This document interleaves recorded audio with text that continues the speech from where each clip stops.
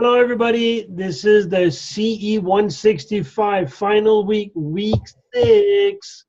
So it's been a busy week, huh? It's been a busy block. This is, as I said, I think a very, very important block, because we're talking about, all that food costing week 2 and week 3, and then we talked about labor cost after that.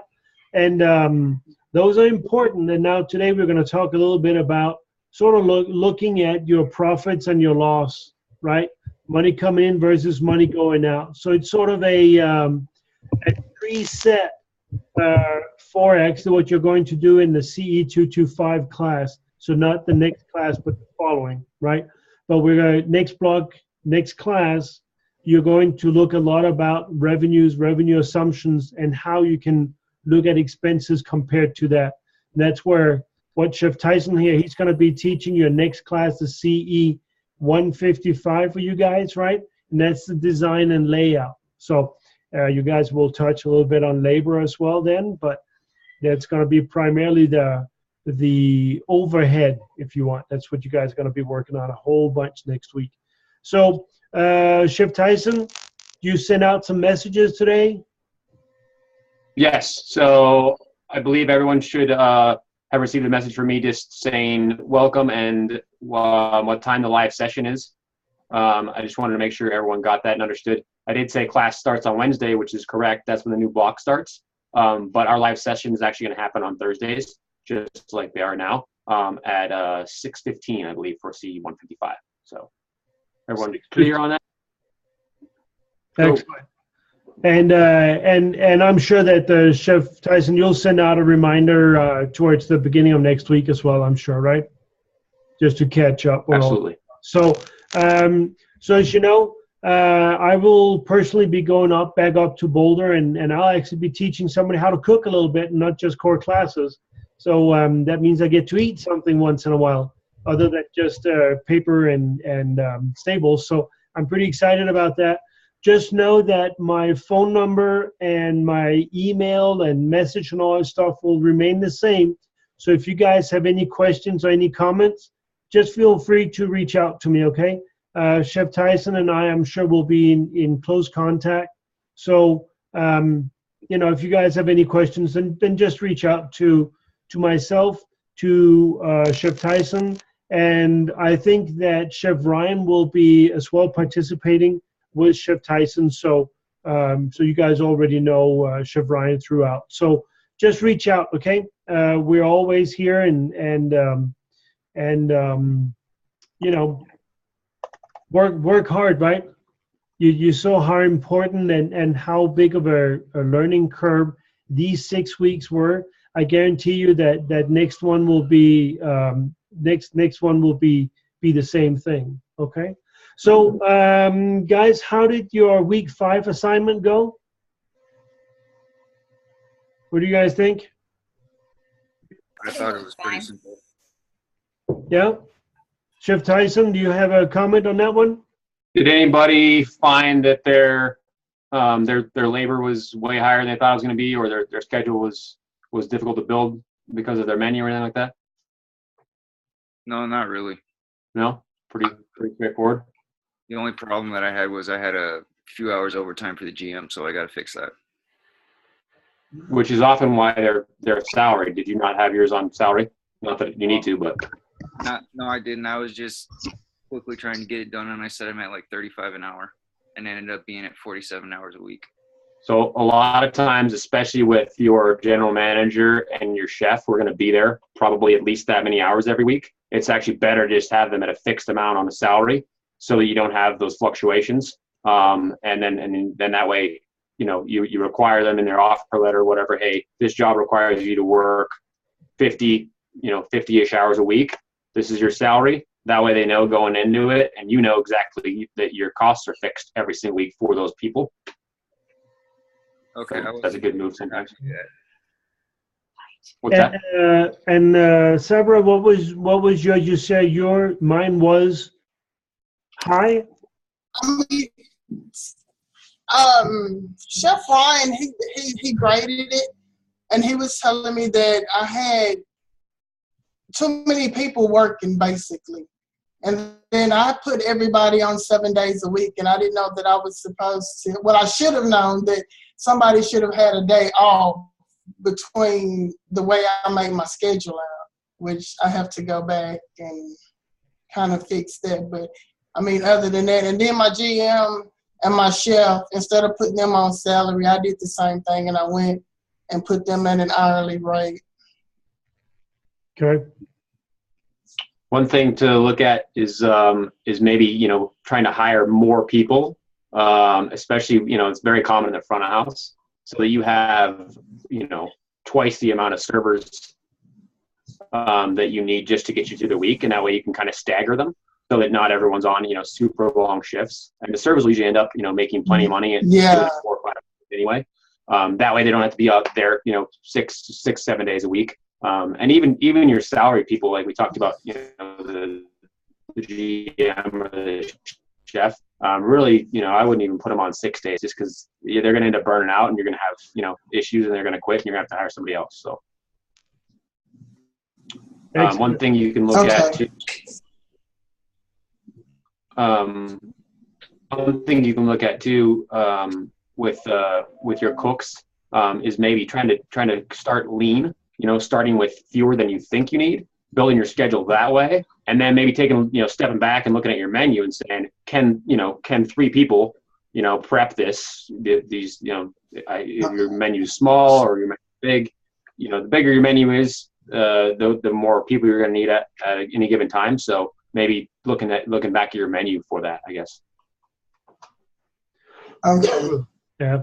So I think I'll go back and take a look at it all. Yeah. So I think what you actually have, it sounds to me like, and I did not see your assignment because Chef Ryan was doing it, but you probably made a total of the amount of hours that it takes to cover your stations. Now you just need to allocate those hours to staff, and that's what the scheduling is about. Yeah. And then whatever your revenue is, right? That's where you're at. Divide that by that 30% and see what that number is. And that's how much you can spend. You can't spend more than that. Or if you spend more than that, what happens to your profit? It's gone. Right? Yeah. And you don't. That's what he was saying. He was saying, no. And that's what he was saying, that my I guess my payroll was really high. Okay. For what I had going on. But I can tell you too that there is no advantage of having a high payroll, because what happens with a lot of people when they don't have enough to do? They just hang around. And the truth of the matter is that a day in a slow restaurant is a terrible, terrible day. I can tell you that running a busy restaurant is a lot less work than running one that's barely making it. Because in volume comes comfort and success very often, right? And I'm not saying it's not a lot of work, but it can be a tremendous amount of work having a restaurant in slow month. You're going to be surprised by how much you're going to work in February compared to July, for example. It's insane.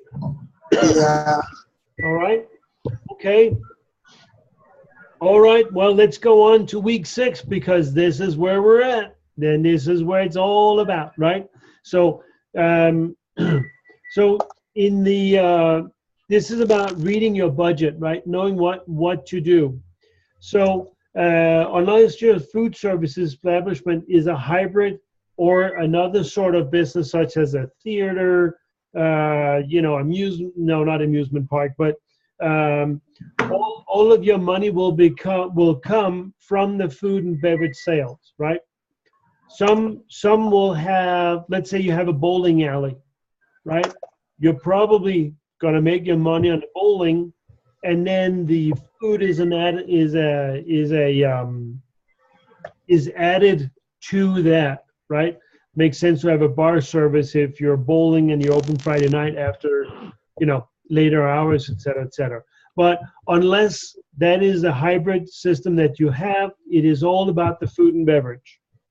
Okay, and that happens to be exactly what you guys are specializing in, right? You didn't sign up here to become bowling alley operators. You came here to make money on the food and beverage, right? So so calculating the profit and the loss, that's what you guys have been working on some already. Now, when you worked already on budgets, right? There we go, sorry. When you've been working on your budgets, right, you're talking about the money coming in, okay? So that is a positive number. And then, of course, the loss, that's going to be all the money going back out. Food, labor, rent, mortgage, overheads, all those combined, okay? So one of your goals should, of course, always be to make a profit, okay? If you're not making profit, you can't stay in business. If you're not making more money than you spend, right, you're going to go down. So that's fairly easy to understand. To know whether you're making profit, you will need to calculate your break-even point. You guys remember what the break-even point is? We talked about this last week.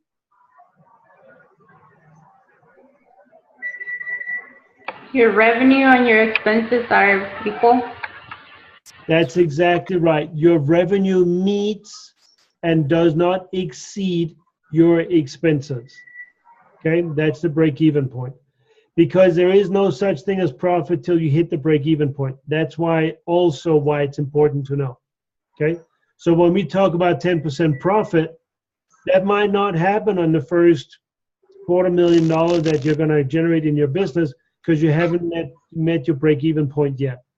Okay, so sorry. So if your projections show that your restaurant is making profit, that's a good thing, right? If it's not, then you're going to have to go in and figure out why you're not making profit, right? What are the areas where you're spending too much money? For example, we just talked about labor, right? Sabra, your labor was way too high, so therefore your business cannot make profit, okay? If every little extra bit of profit you plan on having at the end gets consumed in labor, now you're not profitable. So since we are using the model fairly loosely, however, with the 30-30-30 rule, right?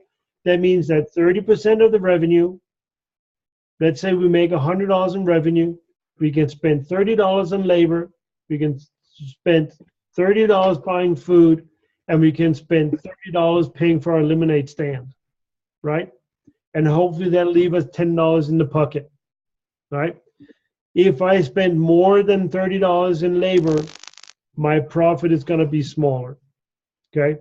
But knowing how much my expense is in a group, then I know I can go back and make an adjustment. And that's exactly what Chef Ryan did in your assignment. When your labor was too high, he's basically telling you, your labor is eating your profit, so therefore adjust your labor so that you can be profitable, okay? So there are projects that simply cannot be profitable, okay? Those exist where, let's say you want to, you carry an overhead in terms of rent, et cetera, that is too high for your business to generate the revenue necessary to do it, okay? So for the most part, you guys are going to end up with a restaurant that if it is not making money, you're going to have to close it down, right? There are exceptions to this. You guys have probably all seen a fancy shopping bag where it says Paris, London, New York, whatever on there, right? Right? Somebody having a store on Fifth Avenue, chances are they're not going to make any money there, but they do it for advertisement. That is not something that you guys can probably envision for a restaurant, because every single restaurant really truthfully have to be profitable or at least carry itself, okay? You're probably not in the domain where you're trying to get brand recognition from your restaurant from a location that can't carry the restaurant. That makes sense?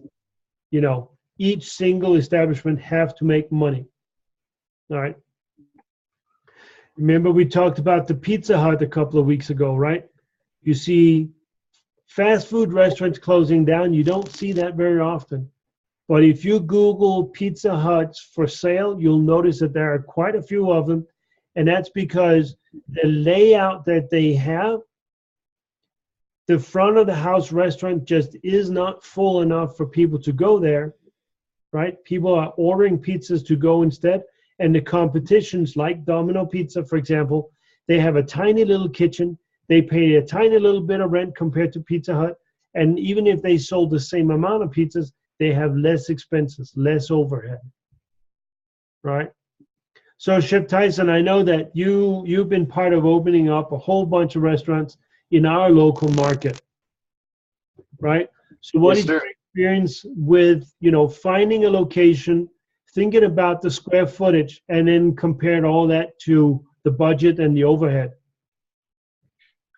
I think, the biggest thing there is really trying to get away with finding a space that meets your minimum, right? Your minimum required space. Looking at when you said Pizza Hut with the dining room, I'm thinking about like Little Caesars. Like, look at that concept comparatively. They literally have like an oven and a counter, and that's it. So they've managed to maximize profit with and minimize their space, right? So I think that's key is there's a lot of places out there that are opened by millionaires that have giant olive trees in them and all sorts of crazy stuff that's just there for glamour and to show off, and that's cool if you get away with that. But to start off, and I imagine most of you are kind of working on a tight budget or thinking about loans and stuff like that. You really want to get into a space that just meets your needs, right? Just fits your business model. So yeah. So then another example, so this is the exact opposite, but there's a reason for it too. If you guys go into some of the large sort of like smokehouse barbecue restaurants, like Famous Dave, I don't know if you all have that where you're at, but they're pretty popular where we're at. Now, they have fairly large dining rooms in them, but they will all cater. They all have some kind of a truck that can go and deliver, trays of barbecued and beans and whatever it is that you need.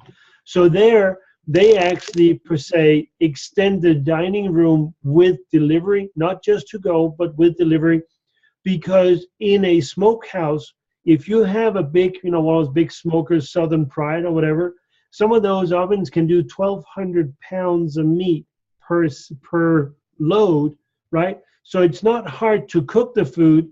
They just need avenues to sell the food. So production for them is easy, right? So therefore, they can sometimes afford larger restaurants that are not as busy because the to-go department almost becomes part of their restaurant. It's just an extension of it, all right? But if you really think at the numbers, it's all the same. It all makes sense, okay? So, reading a budget, right? So it's important to look at your budget on every level, from the broadest to the narrowest, right? What is each expense costing you?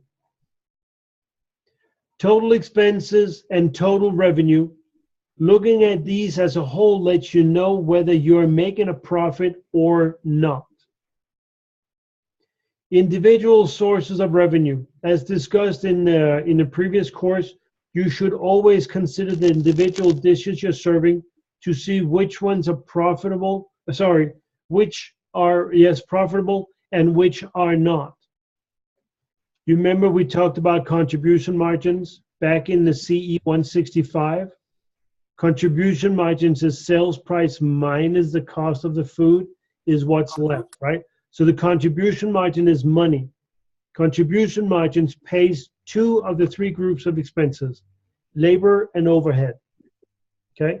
So you can very well have a dish where the food cost is high But if the contribution margin is high, then you're better off selling that than something where the food cost is low if the contribution is low. Because the contribution margin, right, contributes to the margin. That's why we call it contribution margin, right? So obviously, that's what pays the bills. What pays the bills are dollars, right? It's not percentages. So therefore, always keep that in mind, all right? Now I'm going to dig even deeper. Do you guys remember what prime cost was? Prime cost is food cost plus labor cost, right? You remember my example with the Italian restaurant? Pizzas and pastas are cheap, so therefore they can hire more staff and give you better service, right?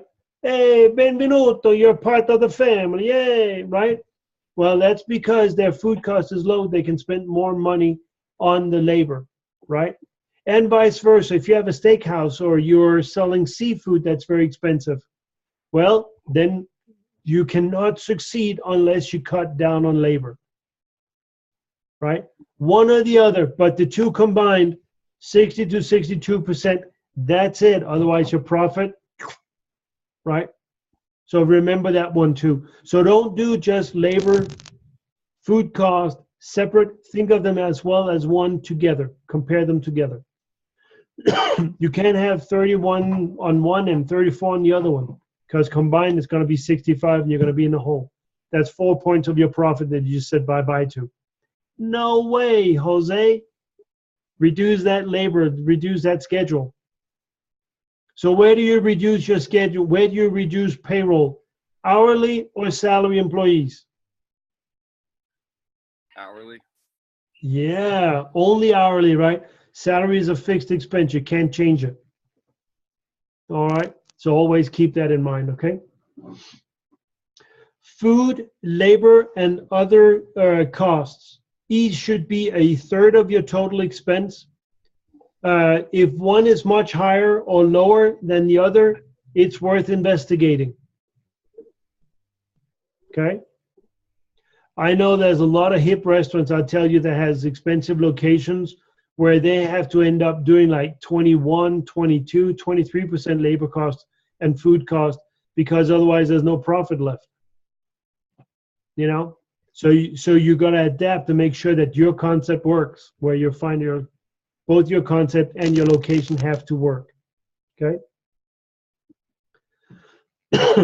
Individual expenses. So similarly, you should look at each individual expense.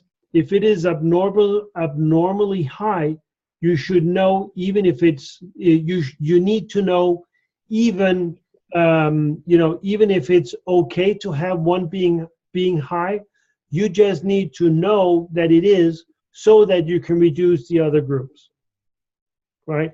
I can tell you that there are a lot of restaurants that have very, very high rents and expenses, overheads, and therefore they have to do something different. They have to cut food costs and they have to cut labor costs.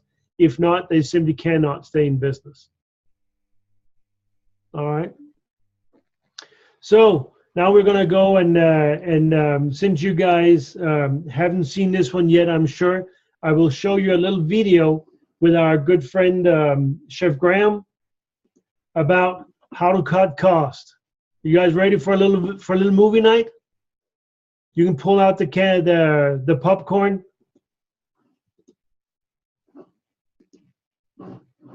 All right. Now, actually, I got to make darn sure that you guys can actually hear this and not go through my headphones, because then you can't hear it. So I got to go in and make these changes here real quick.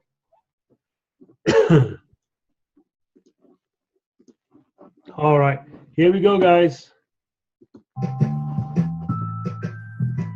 Hi, class. I wanted to take a minute today to share a personal story with you about cutting food costs. Many times, cutting food costs is really in the details. So when you're looking at the big picture, sometimes you got to get down to the nitty gritty. So here was a scenario. I walked into a restaurant. The food cost budget was at 25%. The kitchen was sitting at 32% food cost. This was an established restaurant that had been open for 5 years. So I started looking around. How can I cut the cost? First thing I noticed, 2 slices of cheese went on to all sandwiches and all burgers. I thought to myself, that's a lot of cheese. Let's cut the cheese. So I took off 1 slice of cheese from every sandwich and every burger. The next month, food costs had dropped by 1%. That's the only change I made in the first month that I was there as the chef, and brought food costs down. So sometimes the little details make a big difference. 1%, right? 1%. That's a big deal. That really, really is a big deal. So don't underestimate what makes and where you need to look. That really should become second nature. And this is why when I told you guys that week 2 and week 3 costing recipes in this class are so important to me, because knowing that if he can save, if Chef Graham could save 1% just on the cheese, imagine how much more you can save once you start to shop around to get better prices on the ham, on the buns, on the ground meat, this and that, and back and forth. Bacon, right? Bacon is insanely expensive. Chef Tyson, back me up. Breakfast restaurant, bacon. Do you spend any money buying bacon, maybe? So the highest costed item in the 2 breakfast places that I helped out, the highest single costed item on the entire menu was a side of bacon. Side of bacon. That's it. And they're buying it pre-sliced. They're buying it, pre-seasoned, whatever. So there's no labor in it. But yeah, I mean, meat and dairy are usually the 2 outliers. If your food cost is high, those are the places I always go first because they're high cost items. Yep. Right. There you have it. Right. So if you're buying a overly expensive peppered 2 thick sliced bacon, right, you might be able to find another percentage by getting, instead of getting 16 slices per pound, you're going to get 24. There you have it. 6 free slices per pound. It's going to make a difference. I guarantee you. At 20, 22 cents, sometimes 20. I've seen up to 26 cents for a slice of bacon. It's insane, right? So if you get 6 of them more per pound, you just saved yourself $1.50, right? And that doesn't sound like a lot, but a pound of bacon, I know you guys have tried to cook one of those Sunday morning at home, and you probably run out before everybody's had as much bacon as they want, right? So it's insane. It's insane how fast those things go. All right. So this is sort of like explaining why I'm so excited about costing recipes. And you guys made your recipes and you went in there and you made adjustments to them. Believe me, once you're out there in the industry, you're never going to be done. You're never going to be settled with the recipe costing that you have.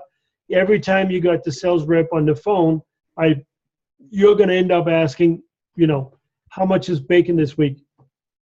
I always ask my sales rep what's the price of prime rib is, of the ribeye, okay?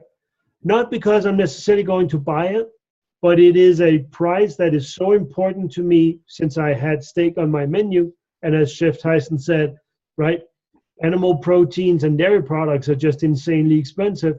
I need to know. I want to know every single time I got this person on the phone. They know that I want it so much that it's sort of like starting out the conversation by, this week ribeye lip on is boom, in that size, because it's a good indicator, right? And believe it or not, there are prices that fluctuate quite a bit. And this is a good place to ask sales reps for sales. A wholesaler like Cisco, I would be surprised if they have less than 20 different lines of bacon on their inventory. So sometimes where they buy the bacon from, Swift or whatever that might be, that wholesale company might give them a sales that then they can pass it on to you. And every penny you haven't spent is penny that stays in your pocket. Any questions? Yeah. Sorry, jump in real quick if you don't mind. Go ahead. Go ahead, Chip Tyson. So one thing, can you hear me? Yeah, you cut out a little bit, but. Sorry. How about now? Can you hear me? Yep. Yeah, go ahead. No? Oh. One thing to look at too, the example Chef Graham with the cheese is very straightforward, and you might think, well, this doesn't, this is not as easy as taking off a slice of cheese, right? You're looking at your steak or your burger or even bacon, right? Because you're not going to take off, your bacon cost is high. You got 3 slices of bacon on there already. You're not going to give them 2 slices of bacon instead of 3, right? You can't do that. It's not that simple. But the principle is really what matters, right? And so when you look at something like bacon, you can say, okay, well, I'm buying 14-count bacon right now, right? 14 slices per pound.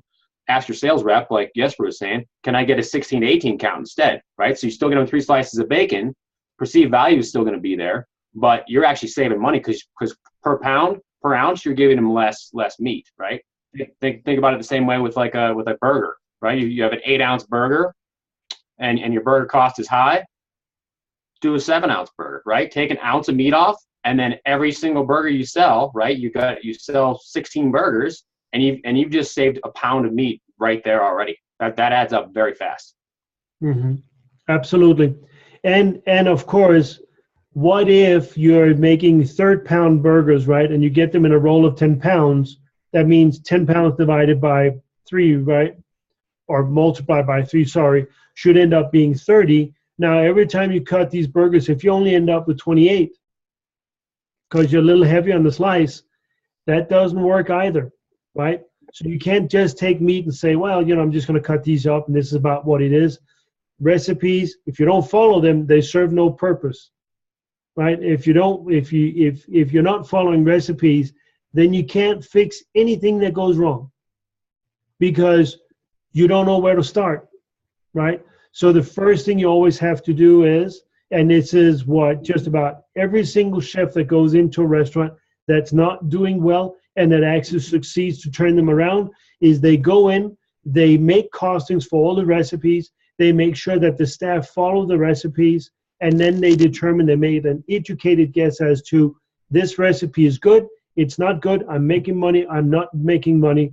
If it's something that is sort of, like brand loyalty comes from this recipe, then you need to maybe source some other products and make that recipe profitable. Because you can't necessarily always get away, take certain, let's say if I want to make a Cajun restaurant and I don't serve gumbo, for example, now who am I fooling, right? I need to have gumbo on there, right? Just like if I'm having a hamburger shack and I don't have ground meat, we all know that that's not going to work, right?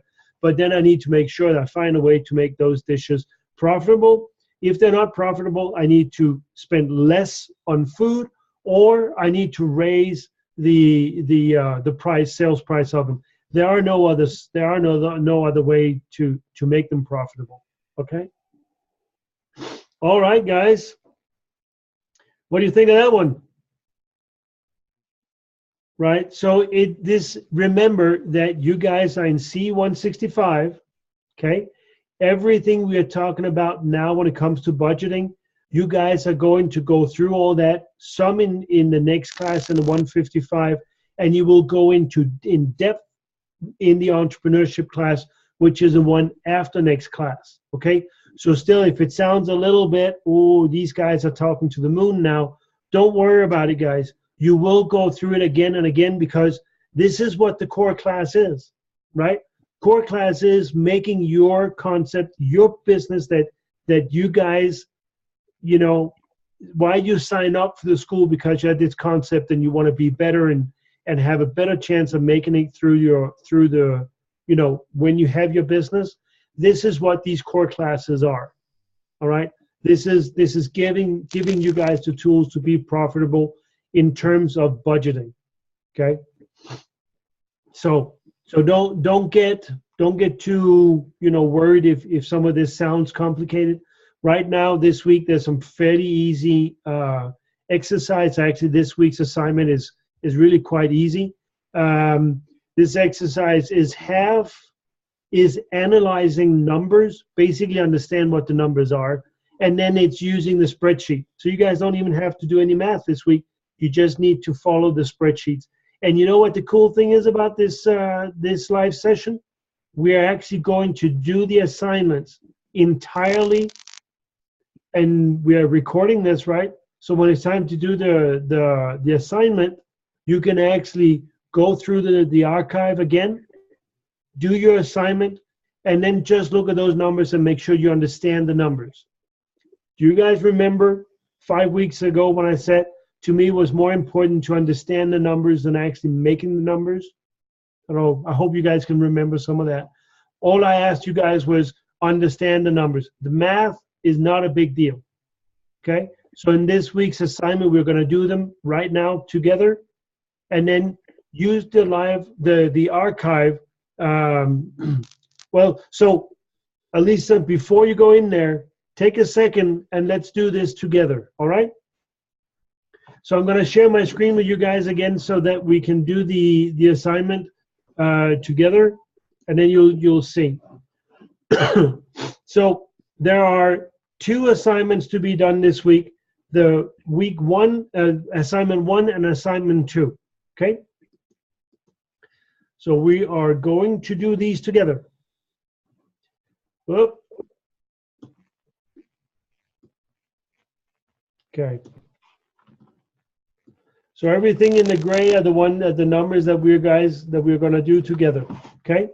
So this should be a little bit of a flashback of Chef Tom's class, the 101 back in the days. Remember the computer class? I think that was 101, right? So since this is a spreadsheet, what I want to see are not hard numbers. I want to see formulas.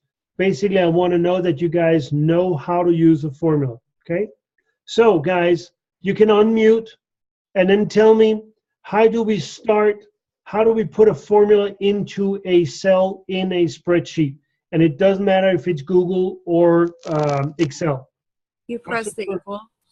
Equal means now I'm telling this cell that now you're going to do some math for me, right?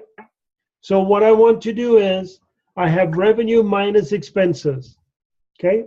Revenue here is B4, okay? So I have equal B4, okay, minus C4. I can all click on it and I hit enter. Easy enough, right? I didn't do any math. The spreadsheet did it for me, right? So who wants to do the next one?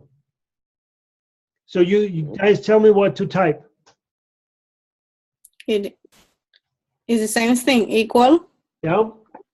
So B5 minus B minus C5. That is correct, right? So now we're going to be a little bit more advanced because this is redundant, right? I can go up and take this cell here, go on to edit, copy, highlight these 2 next cells, go on to edit, paste.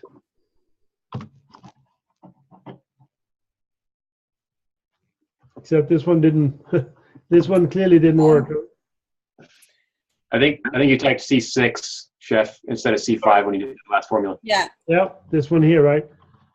Not 2 cells up. The one you copied. This one That here, one? the C5.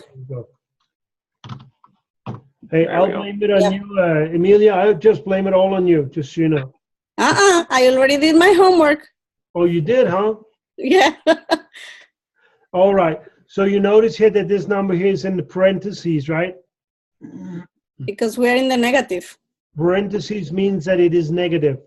If I look at revenue, this number is smaller than this number, so therefore there I'm losing money. All right? Another thing I want to do is now I want to add all these numbers together. Okay? So I highlight my cell. I go under here under sum, and all I got to do is highlight the 4 boxes that I want to highlight. I hit enter on my keyboard, and there we go. So now it says sum parentheses B4 through B7, B4 through B7, okay? Same thing here. I can do that, sum, okay? Now, just like I did here before, you know, after I corrected my mistake, I can as well just take this one here and go under and say, copy, paste. Okay? So now comes the kicker, just because I'm as lazy as they get, okay? I can go up here and say command copy, and I can go down here and take all these 4, do paste. I can do here, command copy, go over here, paste, boom, my assignment is done. This is the week 1 assignment. Oh, sorry, assignment number 1, week 6, okay? Notice that all these cells have formulas in them. None of these cells are me adding this plus this plus this plus this. Okay, I want to see formulas in your assignments. Okay. Do you guys have any questions on this assignment so far? I do. Yep. I actually already submitted the assignment, but I didn't do any formulas. I just did it all in my head. Okay, well now you're really, really lucky, because if you go on your version that you have on your Google Drive and you make the changes, the assignment that you submitted will upload directly. The assignment that you've submitted, you've only submitted a link to your assignment that you have on Google. Okay, so if you made the changes on your Google Sheet at home, when I click on your assignment, it will go to your updated version. Okay. Okay, so don't worry about it, just make the updates. Now, this number here, okay, I can get that number or by adding all these, or I can take this minus that equals this.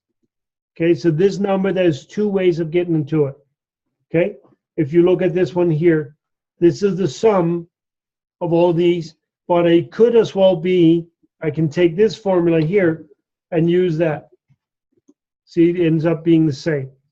I can take revenue minus expenses equal, or I can take all my profit loss and sum them up.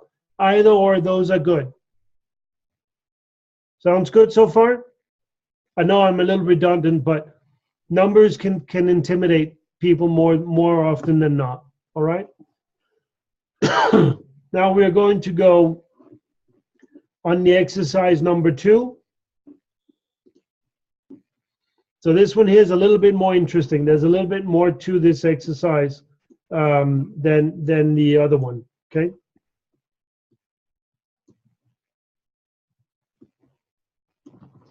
So this one here is going to require that you guys understand a little bit more about the numbers than on exercise number 1, okay? Now, remember that this number here that says 100, that means this is a revenue, okay? The revenue, this is all the revenue. That's why it's 100% of the revenue. Now, what we're going to look at is how big of a part of this revenue is going to be allocated to the different expense groups, okay? So if I take, this is my food and beverage expense. This is how much money I spend buying food, okay? So what I'm going to do here is I'm going to take equals the food and beverage expense divided by the revenue and hit enter. Okay? What I need to do here is to take the smallest number divided by the biggest. Smallest number in my expense, and I divide it by the biggest, which is my revenue. Okay? Now, on this one here, you can't just copy and paste like we did on the first one, okay? Because otherwise we would be taking the wrong numbers and calculating them from. So on the next one here, labor expenses. Who wants to tell me what to type? Equal? B7 divided by B5. That is 100% correct. Okay? It is always divided by the revenue, right? So, other expenses equals, who wants to hit that one?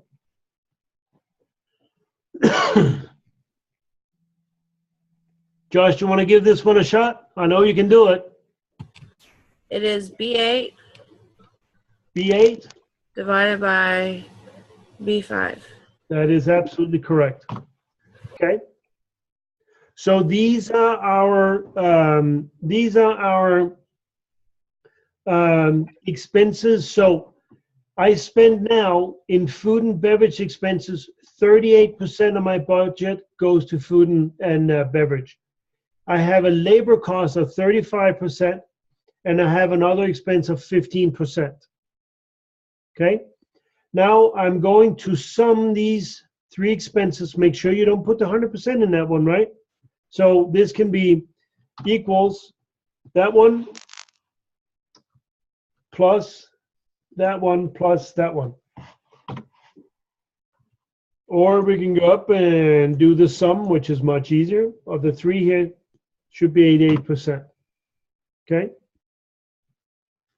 Basically 38 plus 35 plus 15 equals 88. Okay? So how do I find out how much my profit is? 100 minus 88. That's exactly right. Right? Equals this minus my 88, 12%. Okay? Now, when I do my total expenses, what are my total expenses? Tell me, what do I do here?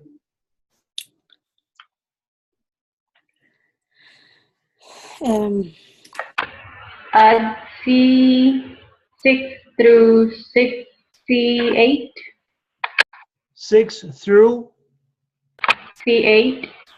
That's exactly right.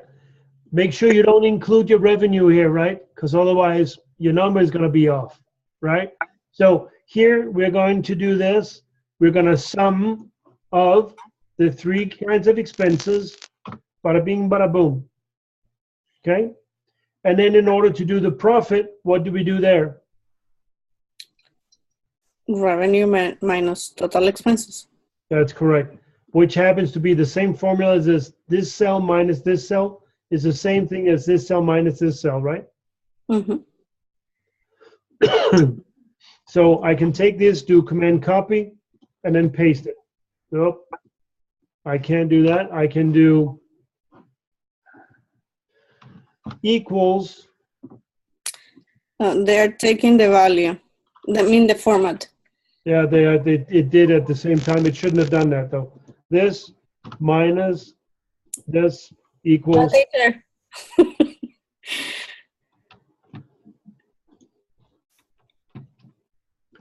All right, we're going to try again. Equals. Equals this minus my expenses. Okay, so what we need to do is edit the cell and the format. Yeah, and then just do currency. There's also, to let y'all know, right next to what the paste is, Sorry? there's a dollar sign right next to it. And that'll change it too. Go all the way up to where you see the paste underneath the view. Under view. Yeah, if you go over to the dollar sign, Yeah. it'll change it like that too. Yeah, that works too, yeah. Okay. That's just a shortcut, and it does exactly the same thing as the formatting does. So, now that we've done this, I can take all this, right? I can copy those. And I can go over here. I just need to click on that one. And then do paste. Here you go. I can go down and do the same thing here. And I can do the same thing here. I have a question. Yes. Okay, I got exactly the same results than you got right now. Yeah. With a different formula. Okay. I went the long route. Okay. And there's nothing wrong with that, Emilia. As Okay. long as you have a formula, I just don't want to see written in there hard 40%. For example, this cell here, I don't want to see just 40%. I want to see a formula. Okay. If you go the long route, I know that there are ways of making it easier. There are shorter routes than mine too. Oh, mine was longer, but it's okay. All right. Also, on the percentages, for the Yes. total expenses, you can get the same number if you do the total expenses divided by revenue. Yep. Absolutely, you can. Absolutely. This goes back to the exercise number 1, right? I said here you can get to it by adding those or doing this minus that. Okay. So basically that works the same on there. Now, once you've done this, you can as well highlight these, and I'm just going to do it on my keyboard, right? But Control C, I have a Mac, so that's how that works, right? And then I can go over here and do paste. Wouldn't it be nice if it actually worked even in a live session? Copy, paste, and guess that. Paste. Yep. Okay. All right.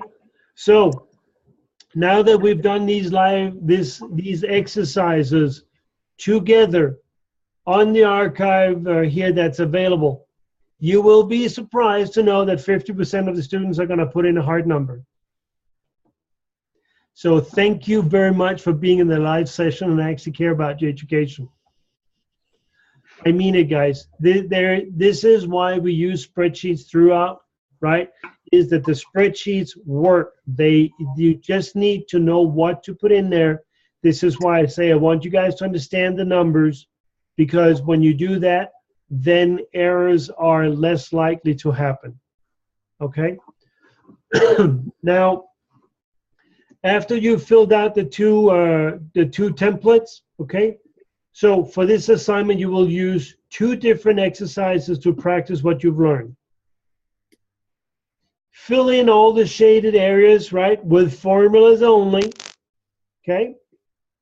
Same for the 2. This is what we've already done. That's all. That part of the assignment is already finished, okay? Then answer the following questions in the online text section of the assignment. Basically, just type it in, okay? Why is it important to know this information? And what does this information tell you about your establishment? Okay? So, looking at the first exercise we did, what are these numbers telling us? They're telling us, what are they telling us, guys? Profit for the month. They're talking about how much profit did we make per month, right? If you take these, let's say you take this monthly revenue here, right? And you divide it by the profit, you would know percentage-wise how much profit you're making. Is that interesting to know? Right? We're trying hard like hogs to keep our 10%, right? So this is worth knowing. This is exactly what this exercise is to know the different percentages, right? Looking at this revenue here, now we're comparing this year compared to last year. Last year we spent in food and beverage, 40% in food. Now we're spending 38%. What can we learn from that? You have reduced the cost. Portion control. I reduced food costs by 2%. So I made changes that were positive and that reduced my food costs. Okay? What happened to my labor cost? Reduced by 1%. Same thing, right? I reduced my food cost. What did happen to my other expenses? Reduced by 1%. There you have it, right? So compared to last year, I saved 2% there. I improved by 2% there, 1% here, and 1% here, right? That's 4%. Look at this number compared to that number. 4% difference. 4% increase. Last year I made 8% profit. This year I made 12% profit. Okay? But by knowing this in the different categories, I know where I make my improvements. Okay? If I see 40% food cost, do you think that should be a priority to fix that before I fix these? Do I even have to try to fix this one compared to that? If I allocate 30% in my budgets, that's not where I should try to fix stuff. I need to fix my food cost and my labor cost, because currently I'm actually 16% too high. Does that make sense? Right? So this is what you're going to look at, and this is, of course, you're going to make the same analysis down here. Okay? That makes sense? All right. And of course, you're going to as well look at your revenues, right? Last year I made 375. This year I made 965, right? So not only did I improve by 4%, but I got 4% out of $90,000 more revenue. Okay? So those are important things to know out of that. Keep in mind too that, you know, even though in both those examples, the revenue went up substantially from one year to another, that doesn't always necessarily happen, right? Who knows why sales increased? You can't really control that as much as you control your costs, right? You can analyze and fix your food costs, your beverage costs, your labor costs. Sales kind of out of your hands, right? But even if sales were the same and you were able to drop your food cost by 1%, your labor cost by 1%, et cetera, your profit's still going to go up. Mm-hmm. That's correct, right? That's why you do some marketing, hoping that helps you increase your sales. Right? Okay. So, so basically we covered the assignment for the week, right? That's the assignment for week 6. Please remember that the week 6 assignment is due Sunday, okay? There is no extensions on week 6 assignments. If you guys cannot have them in by Sunday, you will have to reach out to Pat Hagen and request an incomplete, all right? The main reason is that all the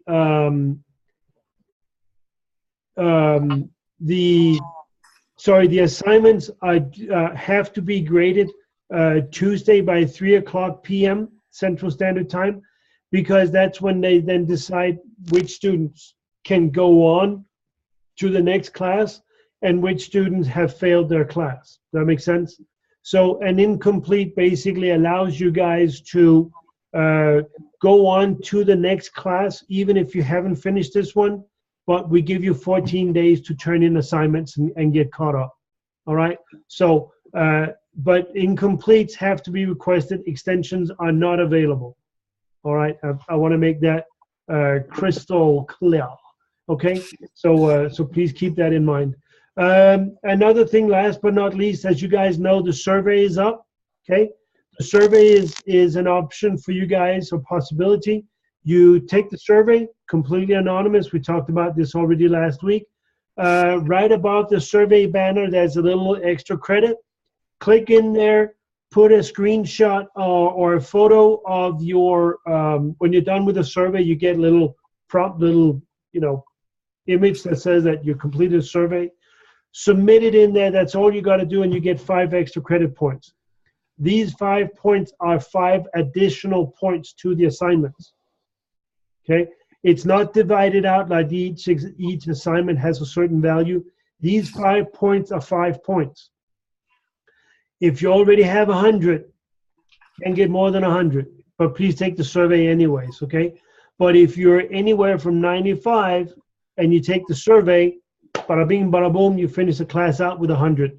So in case you guys want one of them fancy stickers on the portal and all that stuff, that's a super way to do it. Let's say you have a 97, you want 100. Hey, you take the survey, bada bing, bada boom, you're golden. All right. So please get that in there, okay? Do you guys remember how it scored? The survey, 0 to 6 is a detractor. It's -1. 7 to 8 is like doesn't make any difference, doesn't change anything. And then 9 and 10 means that you guys are happy, you got more than you expected, and you would recommend the school to anybody that's looking for doing anything like this. Okay? Any questions, guys? I have 2 questions from past weeks. I was trying to put together the cost for different items on my menu, and I ran into this thing like, for example, for cupcakes, where do the liners and the packaging goes? Where should I put that? So it is obviously going to go an expense somewhere, right? But it is actually considered paper goods. So if you go to your accountant, they will put that in paper goods and not in food.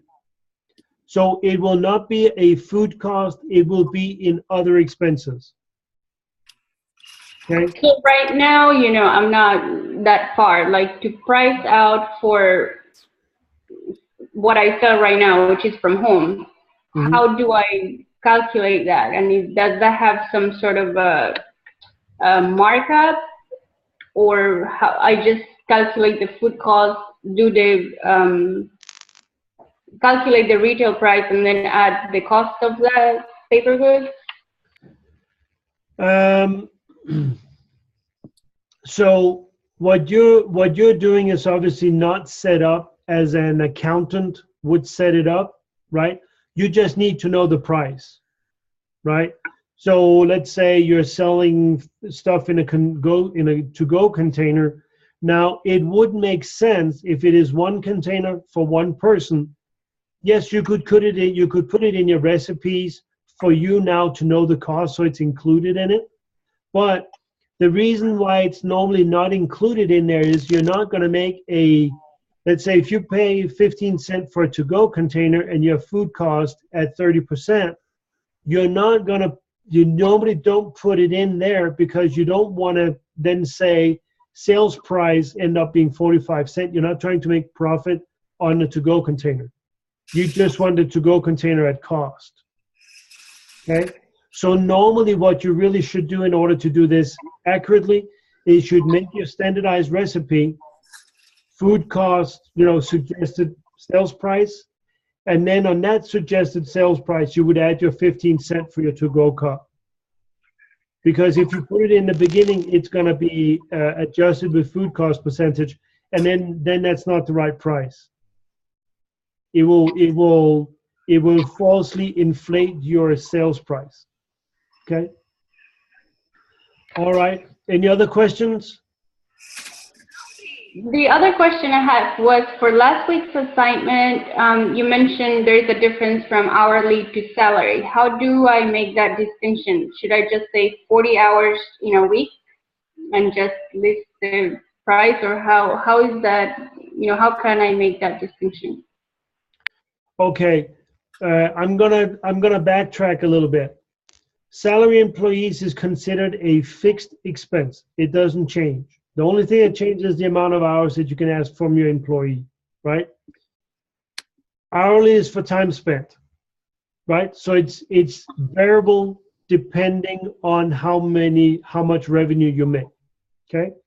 Now, if you are going to make like the last week's exercise, the schedule there really truthfully should not include a salary employee.